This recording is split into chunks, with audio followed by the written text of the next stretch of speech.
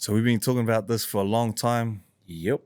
My man here doesn't need no introduction. You all know who he is, what he's achieved, and we've been talking about this for a long time. We've wanted to do this, and so I'm excited to be here sitting with you, bro, and just be able to chew the fat, talk about some of our experiences, in a way give back some of the things that we've learned over our time, but also just dive in and spit out some facts, some information that might be helpful to someone, but also get people on here and be able to learn, because I know that yourself, we're always looking for ways to grow, get better, be the best that we can be. So why not do this?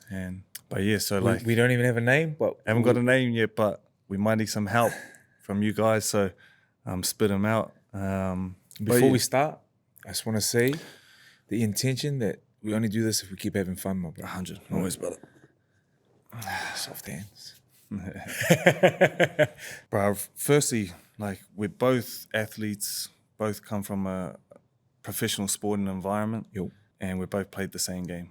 I wasn't lucky enough to play rugby league. I always wanted to. I played it at a low level, but not at the highest.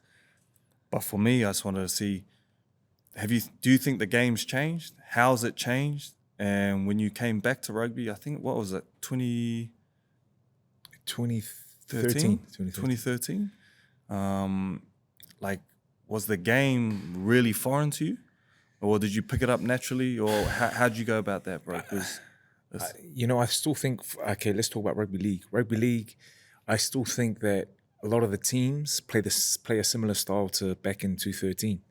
The boys are just bigger, faster, and maybe a bit fitter. But from a skill set point of view, I don't think there's too much that's changed, if I'm being honest. The power that I brought back from rugby, from 5 years in the wilderness, and was able just to pick it up. We won the competition. I got voted the best player in the world at the end of that year. The reason why I was able to do that was the skill set that I gained from playing rugby union. It's being able to bring that way of being from a vision point of view. Was you looked at the game. So I think players in rugby league, you're a left back row, you're a right side back row, and that's what these kids grow up doing. So all they do is carry on their right hand, they step off their right foot, and they're looking at opposition from a right side point of view. Where coming from rugby, I was able to see a second five. If I'm backing you up, Quade, in the 15-man game, you're looking at me saying, bro, what's out wide? What's happening? I'm the glue. I'm your eyes. I'm helping you.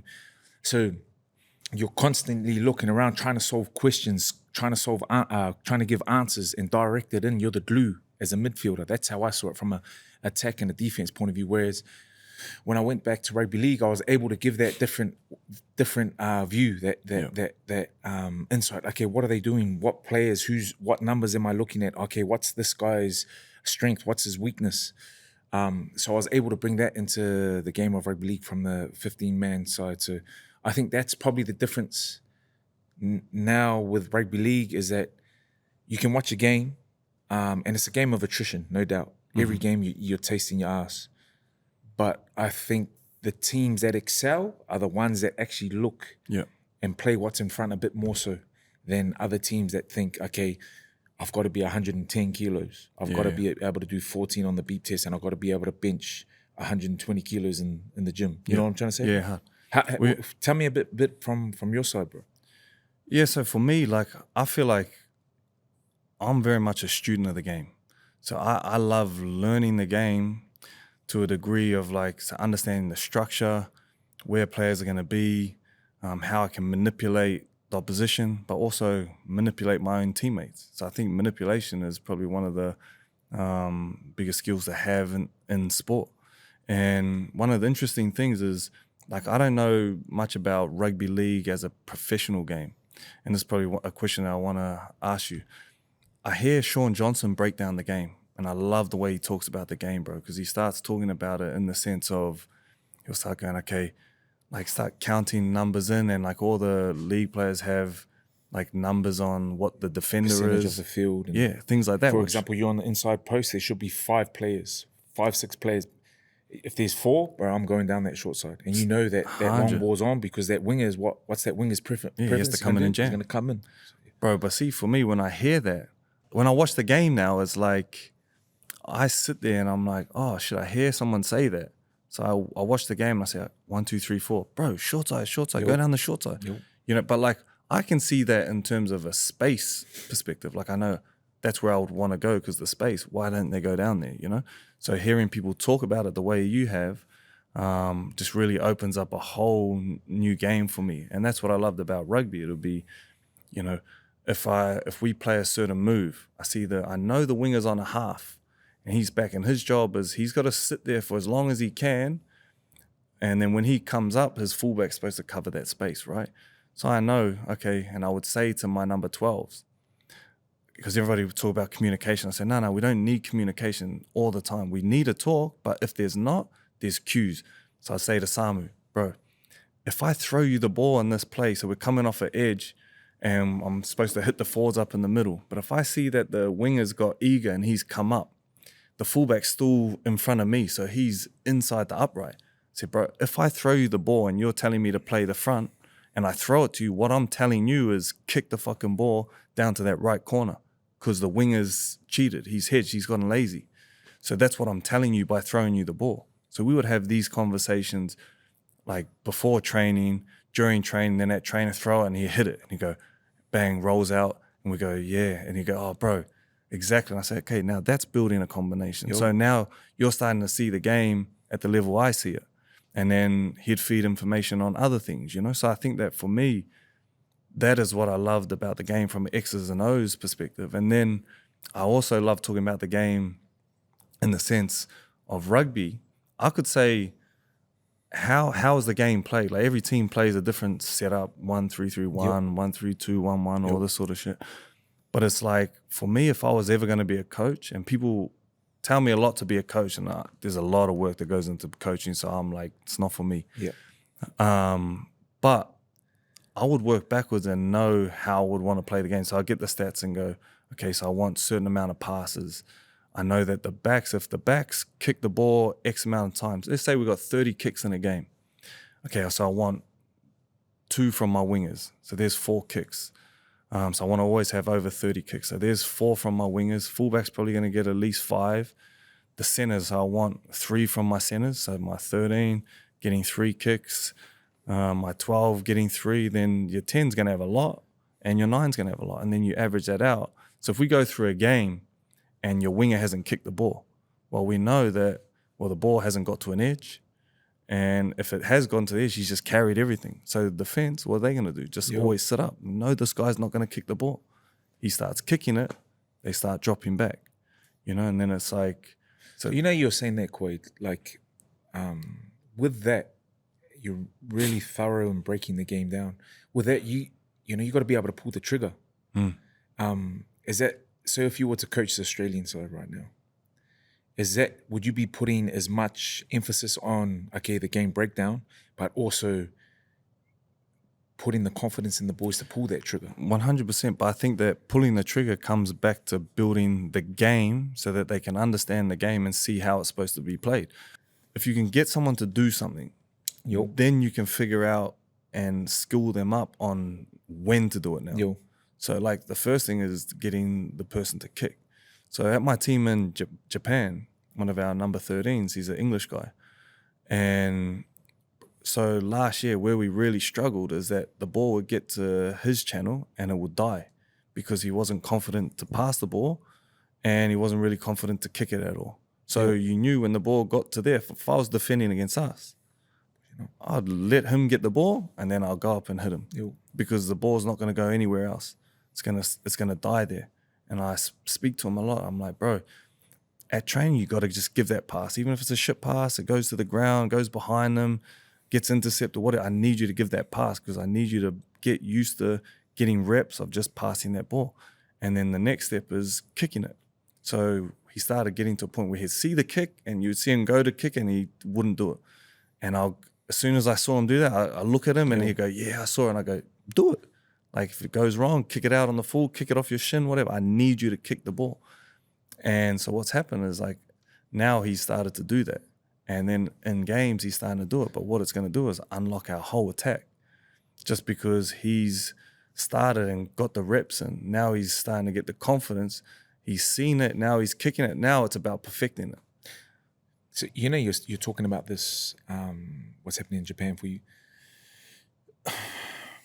Back to your question that you asked me. I want to reverse that. Ask you that. Is that where you see the state of rugby is gone right now, and where do you see? I guess Australia's won 2 in a row. Everyone's jumping for joy, but the reality is Wales is in a state that they've never seen before. England, you don't know what you're gonna get, although on their day they compete with the best.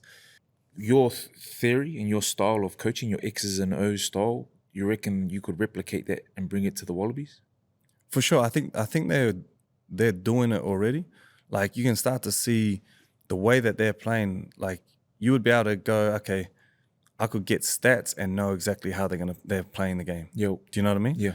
So it's like whoever their coaching staff has built in and around, this is how we want to play. And these are the players that are going to fill those roles. Yeah, and do that there job. was players probably that weren't able to fill it, but you're starting to see them understand that style of play, warm to it, and then now that they're starting to see results, it's easier to back it up, right? Yeah. So if they are still losing, it's a harder slog because you still got to continue to say, hey, stick at it because we are getting better, but now they're getting results. So it's gonna take the pressure off from like a fan's standpoint. You know what I mean? Tens. Tell me about tens. It's like, it seems like it's a merry-go-round at the moment. Who are you thinking? Who's your guy? You spent a bit of time with Noah. Yeah, I love that guy. He's such a good man. Yeah, I love him, man. He's a great kid, and like he's got a really good footy brain.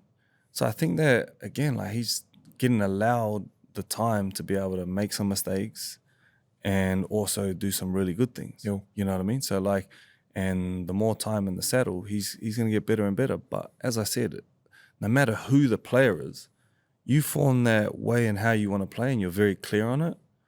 Now you can start to put people in place and let them grow and understand that game. And I think the Wallabies are really doing this. I'm enjoying watching the way that they're playing because beforehand, there was no real style. It was like, what are these dudes doing?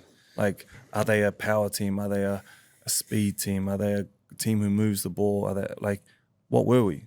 You know, it was just kind of like, there's no real plan. And I think I felt that too at the World Cup, following the boys around for 12 weeks, really getting the insight into how they wanted to play the rugby. And it was like that. I just felt like they were trying to play fast. Quick ball, but didn't know where to go. Yeah. When you're playing against the best teams in the world, would shut that down. That World Cup, there was no structure. So as you're saying, that they were trying to play fast, but it was like no one knew where to go. So like it was just erratic. You know what I mean? So, but I feel like the way that the game's changed for me, so this is the question, back to the original question, is that, so when I first started playing, or not even that, I'll even go back to like 2011 when we won it. So it's still a long time ago, but... Was there X and O's game plan for Quade Cooper's Reds in 2011? Bro, like there was, yeah. But I went against the plan a lot. And I had some great coaching, bro. And our backs coach at the time, he took a lot of bullets for me. Because there'd be a plan, and then I'd see something else, and I'd be like, and I'd just back it. And sometimes it would come off, sometimes it wouldn't. But like, I would sort of have an idea and know, because the way we were playing. But that's the plan within the plan, isn't it? Exactly. And that's why I said, see something, to you pull the trigger, babe. To me, I had thought about that and I knew it was going to happen. But it might not necessarily been part of our game plan. But I was like, nah, but if we execute this game plan well, fuck, this is going to happen. You know? And then so I was like ready for it. And sometimes I would like force it a bit. You know, and that was, I guess for me, it was sometimes when it would come unstuck and it looked like I was just making something up. But I just wanted it to happen the way that I knew it should. But yeah, bro, that back then, so we had like, so if you think now, you have a scrum, I'll call a play. And so this has been in the last, I reckon, 4 years. So I'll call a play, but then I'd have like an audible. So I would say, okay, this is the play that we're supposed to play here, and this is the option that I'm looking at taking. Then I would tell the boys, if I cancel or if I call, like say we might have your starter, and then I'd have a second play ready to go. Because if the defense changed, I was always going, oh, no, I'm changing to this. Ready, boys, change. So like an audible.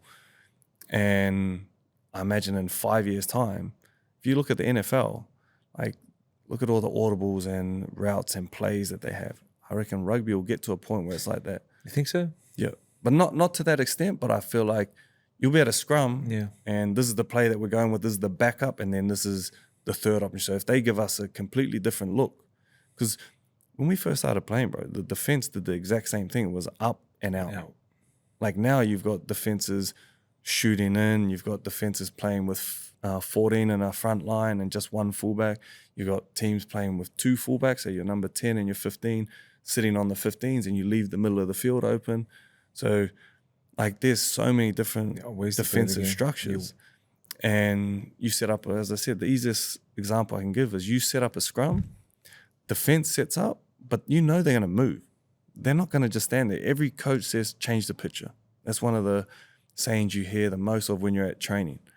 Change the picture. And so you know the picture's going to change. So I have to have a backup. And then if the picture doesn't change, but they do something else, I still need to have a third option, you know?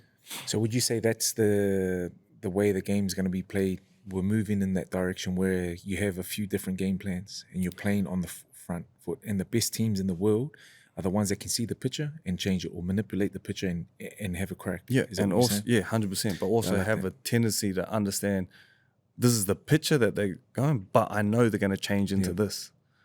But then if they change into something that you didn't expect, how do I now, like, what's the third option that I think they could do? It's like a game of chess. Yeah. So if we're playing chess and I see a few moves on the table, now I look at you and I go, he likes to do this. So I think I know what move he's going to do. Yep. So if I move to here, I reckon he'll take the bait and do that. But if I move there and you don't take that bait and you do something different, I have to have already thought of that one as well, that possibility. So I think that is what I love about rugby, as opposed to rugby league from what I know. But again, like when I hear Sean Johnson talk about the game, when I hear you talk about the game just now, like it goes, I go, so you oh see shit. it from a different point of view, Yeah. a different perspective. And I think, so yeah. What, talking about players, for example, talking about Sean Johnson, is his name. What other players would you like to eventually get on this, hear from? Bro, I'd love the insights. Yeah. Sean Johnson would be a mad one. Because like coming through, we had like similar games. Yeah. So when I would watch him play rugby league, so like obviously I think he's said on a podcast that his favorite player was Benji. Yeah. So that was one of my favorite players. So yourself and Benji. But I knew I couldn't be you because I wasn't 6'6", this guy, 4% body fat, 115 kilos. So yeah. 5%. Yeah. So I was never gonna be there, you know. Yo. So like Benji was like, okay, I can. That's what I do already, like side steps and stuff like this. But when I hear Sean Johnson break down the game, I'm like, yo, I love to sit down with him and hear the way he talks about the game. You know what I love about like our relationship is that when you talk from a sports point of view, I feel like that's how I talk. I'm so passionate about the growth point of view. So when we're getting guys on eventually, people on, I'd love to have that kind of combo, how they see the game or their sport or whatever way of life they're in. But I love the like, okay, how are you growing? Yeah. You know, what's happening? You know 100%, bro. Yeah. Well, the thing is sport is something we do. Like, right, we happen to be good at it. Yeah.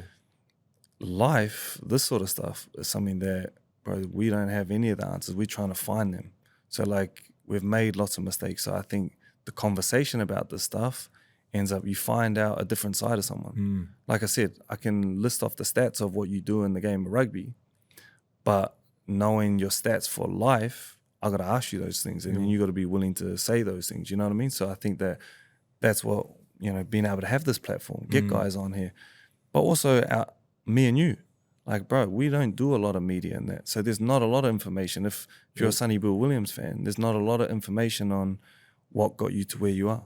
The things, what was your plan B? And that's probably Why don't you do a lot of podcasts, interviews? I don't know, bro. It's just never really been something that like I've wanted to do. Like, you know, like I also don't see myself as being that interesting. Like I kind of just like, bro, it's weird. Like people always go, you're not. But when people ask you like about your life and Yeah. I'm like, Yeah, bro, I've got a fucking boring life. Like I wake up, I enjoy my coffee. So I like get up, make my coffee, go to training, come home, rest, recover, and repeat. Like I spend time with my family. Like there's not a lot that I do. Your fashion. Shout out to Shuzai, rocking it today. Tell me a bit about that, bro. Like, you've always been a fashionista, bro. You haven't. You followed my trend a bit, but to talk about that, this guy. So when we were younger, if we're talking about fashion, Sonny was like kind of like a fashion icon. But then when I got to know him, the dude's got no fucking idea about clothes, fashion. Hey, whoa. But look at this. Look at these. TMs, baby. Don't even have socks on. Yeah, Karen. Nah, but like, bro, you were always someone that we looked up to in terms of fashion. Is there a certain way in how you dress, or do you just throw anything on and it looks good because you're... Oh, wow. Nah, I've loved my fashion, but you know me, I haven't been the best. Best at choosing what fits with what, but I feel like you dress the best when you feel the best. It's like a feel, you know what I mean? But you getting into the space was only a natural fit for you, you know what I mean? You actually look at the textiles, the colors, and all of that stuff. I'm just like, yo, that looks good. I'll wear that. You know what I mean? Yeah, hard. But I think for me though, but it comes back to like the whole growth that we're talking about. Yeah. Because this space, bro, I'm no one in it. I know nothing about it. Like it's like, and sometimes I'll talk to someone in fashion and I get like real embarrassed because I'm like, bro, I never did any design course. I don't know the proper words to use, things like that. You know, like, oh, what's this cut? What's this type of embroidery? Or tell me about that catch up you had. Who was the guy he's a pretty famous dude. I remember you telling me. Oh, Daniel Patrick. Yeah, how was that? Yeah, that was sick, bro. Because again, like I said, I was just producing like my first round of clothes. Yep. And then when you actually see and have a conversation with someone who's deep in the fashion game, like you know how far you've got to go. Yep. So you might be thinking, I created this, created that. But man, like it's never ending. But that's what I love about it, because there's so much to learn. I've made so many mistakes, bro. Like real bad ones too. Yep. But without making those mistakes, like my journey, it's the same with like footy in that. Yeah. I won't develop the discipline that I need to continue to get up and make a better decision the next time. I won't be able to do that if I just got everything right or if I just gave up. And I think that for me is one of the things, like there's hard times and I'm going through hard times because I'm learning. Yeah. But in my head, I just thought it was going to be easy because I was able to be successful at sport. So I was going to take those same principles and apply. And because I had got to a certain level in sport, I thought, okay, it's going to happen. It's going to happen. But these are all new skills that I'm having to learn. The fundamentals are the same, of turning up every day, stacking days, all that sort of stuff. But it's learning a whole new... So was it like a schoolboy coming in all full of testosterone, speaking to a seasoned vet, 100 test vet, when you sat with the bro, eh? 100%. But the good thing is that, bro, he's got no ego. Yeah, nice. He was just there, like, telling me anything. He took me all through his, how he produced everything, how he made them, how he started, like, went through it, and he gave me so much time. And, like, even to now, anything I need, I can just shoot him a text. And that's the type of person that, again, like we spoke about, the ego, inner circle, ego, all that sort of stuff. And having people like that to aspire to, I guess that's one of the important things about it. And speaking of inspiration, bro, like before we got to where we are as athletes, what was your inspiration? Or like, so I always wanted to be a rugby player and I never had a plan B. Yep. But was there someone, because when you do make it to being an athlete, bro, we get money, things like this, and we come from households where money and all that didn't exist. So there's no wallpaper on the yeah. So who do you get advice from then? You know what I mean? Exactly. So like, who do you get direction from when no one's walked through, or no one in our circle has walked in our shoes, and we're looking at this as a whole new thing, and now you've got to go and make decisions. Look, man, and that's one of the reasons what you just said. My intentions for getting involved in this space was to share some of that knowledge, share some of the lessons that we've learned in the journey of life, especially as a sportsman. I think at the start it was just about trying to make it, and I think as an athlete, like we spoke about it before, I ask, when a young kid comes to me and asks for advice, I ask him one question. I said, what are you willing to sacrifice? And if there's more than 2 or 3 things on the ball that he mentions, I know, bro, you're not going to be the best version of yourself as an athlete, because when you want to be the best, you got to sacrifice everything. You know, you got to be that crazy, psychotic type of individual. Now, back to your question, what was the thing that inspired you? Things that come and go as mad inspiration. For me now, it's my kids. Yeah. It's my wife, being the guy that I know I need to be, to give them the tools to succeed in this tough world that we live in. But back then, it was buying mom a house with wallpaper, because we didn't have wallpaper. You know what I'm trying to say? Yeah. And that drove me, bro. I was 13, 14, going for road runs. I remember 2 weeks out before my first big competition, I think I read something that you should eat vegetables and pasta. You should eat vegetables and pasta. Bro, I was eating vegetables and pasta every day. I was getting my dad to make it for me. He's like, son, do you want to eat some meat? I was like, no, I think this is what I got to eat. You know what I'm trying to say? Yeah. But that's the type of mentality that you got to have.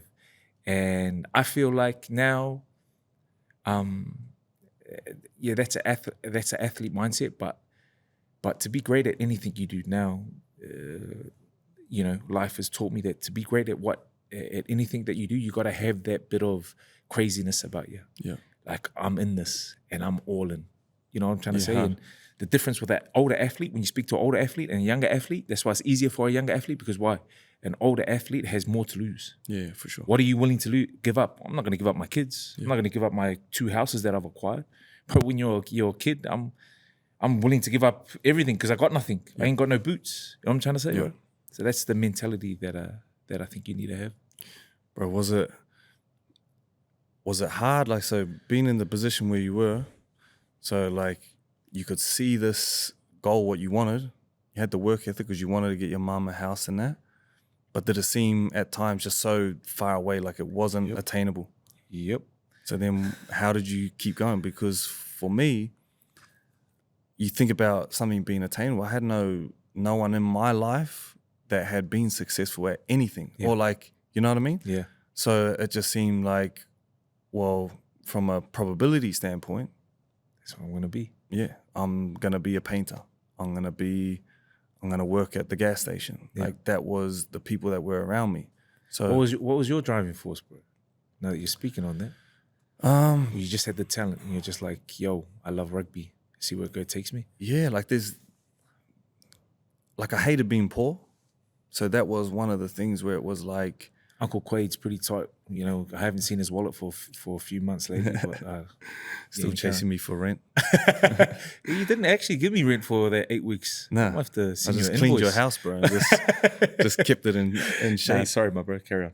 Nah, it's just I think for me, bro, I never really, like, it's just I knew I wanted to be a rugby player. And it kind of like, it was one of those things that I just felt like it was going to happen. Yep. Right. Like, I just couldn't see any other option. And so I looked at, like, we were poor and I hated it so much, bro. And I was like, fuck, I just want to get out of this situation. Like, I don't want to have to go to school and not have, like, be able to go and get school lunch like everyone else and just take shitty lunch to school. But when I look back at it, and so as I asked you about inspiration, like, with hindsight, being a man now and understanding where I got my, like, I don't say advice, but I saw the example. My mum, she sacrificed everything. Your mom's a beautiful lady, man. Yeah, but for someone who has, so for us, they had nothing but sacrificed everything. So her sacrifice was way different to mine.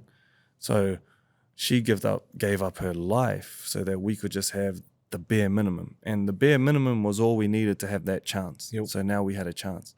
So for me, when I got out of that, and I remember saying to my mum, because she was like, oh, you need to have a plan B. You have to have a plan B. And I was like, I don't have a plan B. Like, telling you when I'm 16, I'm going to have a contract in there. And she goes, no, you got to start paying rent at 16. So you're going to have to go get a job. Yeah. I said, no, trust me. Like, trust me, understand. I could feel it. And I knew there was I missed out on an Australian schoolboys team. And so I didn't get picked in the initial squad. I remember. Were you still living in New Zealand at this time? Nah, I was living over here. Okay. But I remember sitting at the table when they announced the team and my name wasn't there. And I was like, my dream's over. Bro, and then this kid who got picked broke his hand. And so he was sitting there with a bandage on it. So then they were like, oh, you can come in because he's not going to be able to play this game. And the rest was history. I knew that's all I needed, that opportunity, that chance. But yeah, to circle back, bro, when I look at my life, I look at your life, bro, it was very hard to go and get advice for the things we were going through. So I know that Coda, when I met Coda, bro, that was one of the best, with hindsight, moments in my life and my career, because I started to be able to ask questions about money. And because I thought I owned my first house when I got a loan out, bro. So, and I remember talking to him and he was like, oh, so tell me your financial situation. I was like, oh, yeah. He's like, have you got a house? I said, yeah, I got a house. And he's like, oh, cool. How much is it worth? And I was like, oh, 650. And he's like, oh, sweet. He's like, oh, you're in a pretty good spot. I was like, yeah, I'm in a mad spot here. Thought I was killing it. And a few weeks later, he realized that I just had a loan for it and I was just paying interest on this house. So I didn't own a house. I was just in debt. And if my career was over then, I had this massive loan I couldn't repay. And I was spending my whole check every month. So I just didn't understand the concept of money and no one could teach me. Yep. And so being able to learn from him, was there anyone in particular that gave you those? Times two, bro. There's the exact same story with me, with Coda. I think, with youngsters, young guys coming into the game, starting their career, I think one thing that is paramount that these guys need, the boys need, is financial literacy. Need to understand what they're doing with their finances. Yeah. Look, I'm still rubbish with my money, but at least I understand, to an extent what's coming in, what's going out. And I think Coda, of course, he's like a father figure to us. You know what I mean? And for me in my journey, that, I guess, steadiness came from faith. I left home 14, 15, dropped out of school at the same time. And then mom and dad just thought, well, yeah, he's an adult. He's gone over to Australia, he's doing his thing. He doesn't need any more help, doesn't need any more advice, where clearly I did. So, I found that in the form of faith, gave me boundaries, gave me guidance when I needed boundaries and guidance to, thrive. Especially at 18, I had it all. Won a NRL ring, was one of the best players in the world, had a 6-figure salary, nice car, living in a nice house now, attention of the opposite sex. Bro, as a youngster, that's what we're taught that's what success is. Success, yeah. But I was deeply, deeply unhappy. So I think for me, it's in terms of what was my driving factor, it was first it came from getting out of where I was from, and then having something that gave me a bit of guidance, and that's what faith done for me, bro. So with that, bro, what is success then? If success isn't the accolades, so winning the NRL, having the money, having the cars, the attention, what is success? Contentment. That's how I see it. And the hard thing for us is I'm at a different stage of my life. You're pretty much there too. You're not a young spring chicken anymore. But one of the beauties of life and experience, it teaches you empathy. It teaches you the big picture. Yeah. It teaches you, relax on the judgment because you were once there in those shoes, And I think success to me now is very different to what success to me was when I was 14. At 14, I just wanted to buy mom a house, wallpaper. I achieved that. Yeah. But I was still unhappy. But I was happy in that process of getting it because I was so driven and so purposeful. To me, success is contentment, and contentment comes in the form of having purpose. But your purpose needs to give you boundaries. Your purpose needs to give you life. Your purpose needs to give you more than just what a G ride will give you, more than what a shoes eye top will give you. You know, purpose has to give you a long game point of view where, you know, you understand that you need a bit of motivation now. Yeah. And that you need a bit of empathy right now, or you need to be soft with yourself right now. You know, it's just the way life is, bro. So with that, sometimes people can have the wrong understanding of contentment. Like because we always talking about growth, right? Yep. So growth is always wanting more, moving forward. I'm not necessarily wanting more, but looking to gain more knowledge, be a better man, like all these things. So as contentment it can be misconstrued as lazy, or not lazy, but just sitting still. Okay, I'm happy. I've got everything I want. Is that what contentment is? It's a question. Yeah. It's look, in everyone's households, everyone's lives, we all have our own sensitivities.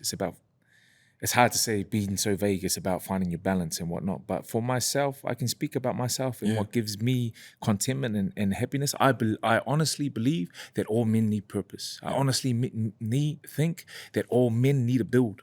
Yeah. You know, all men need a build. So for me, purpose was World Cups. Purpose was winning a Super Rugby title. Purpose was winning an NRL title, winning my next boxing fight. That was purpose in that space as a man. When that went away, what was it now? So at the moment, I'm finding my way out, you know, getting a bit more involved with social media, whatnot. But I know part of my purpose, I've got to pay bills. Yeah. Part of my purpose, I've got to be the man that my sons need. I need to be the man that my daughters need. I need to be the man that my wife needs. You know what I'm trying to say? Yeah. But within that, this is the one thing that I hold with me every day. We're speaking about it this morning when I sent you the photo. You're saying, I just landed. I sent you a photo of me in the gym. Yeah. In my home gym. I need to train every day, bro, because there's a bit of self-hate that goes on in my mind. I need to drown that down, and that's my sensitivity. That's my own personal thing that I got to go through, and that's every day. That's why I got to train. I got to get in there just to feel good, to feel like I've accomplished something, and I feel like it's everyone's got their own path to walk. Yeah. But there's a few things that we all connect on. It's all relatable. And if you get in the gym and you train, for example, or you, as a man, work towards something, whatever it may be, you'll get a bit of contentment out of that. And I think it also adds structure, bro. Like, I think that is super important. Like adding that structure, as you said, like one of your things is getting up and having to train. So having that purpose, adding some structure into that. We come from being an athlete, there's so much structure there. And then when it stops, like guys, they don't have someone telling them, you've got to be here for this meeting, you've got to be here for this physio, you've got to be here to lift this amount of weights, and this is how much weights you're going to do. Like that's gone. So I think that ability to add structure into your life is super important. Got one more for you, bro. So just a quick one. Give me an insight to your diet. Because I think that this is an important one, because as we said, like we just thought that you had to eat pasta and stuff like this, and that's pasta and salad, young SB Dub. I eat a more well-rounded diet. I've been a vegan, I've been a carnivore, I've tried all of them. No hate to vegans. Yeah, but now in a simplistic form, I know what calories, how much I can eat, and what that looks like, and I make sure I get some fruit, veg, good amount of protein, and some good amount of carbs. It's just simple, bro. Like, and I try and stay away from processed stuff, and I try and stay away from sugar, and that's why I still look younger than you. No, we should actually have a vote. Who looks younger, me or Quade? That's mad, bro. Because I guess, so for me, the last one then, bro, it's been cool just chopping it up, having a quick chat about a few things. But is there one thing that, our viewers, The people who are going to be watching this don't know about SBW, apart from the fact that you can't grow a good beard, but won't hold that against you. But something that they don't know about you, and that you'd love for them to be able to sort of see once we're starting to have more of these conversations. Man, I'm very impatient. Very, very impatient. I don't know if people know that, but I'm very, very impatient. But I try and use it in a good way. I want to grow. I want to improve. But I want to benefit people and inspire people in a good way, in a beautiful way. And that's why I love what we're doing, bro. So, like you said, we're chopping it up. This is a first for us, and would love to get some feedback on what you guys want to see here, and probably potentially get us speaking to. So yeah, bro. Yourself? Bro, yeah, again, just like for me, just even the space being able to learn. So I just like that it's an open forum. I love people to see that, I'm continually trying to learn. I guess it's also a more real side to us. Like being athletes, you kind of can be hidden away a fair bit. And, interviews and stuff that we would have done in the past were always, you couldn't speak your mind because there was always someone above. Whereas this is us, this is ours. So get to see who you are, get to see who I am, a softer side, also see a serious side, but also just be able to give back in some way to some of the lessons and sometimes the bad lessons that we're going through and the upside of what we've been able to see along the journey, bro. So look forward to it, man. And hopefully next time you got a full beard to come back with. That'll never happen. All right, we need a name too, please.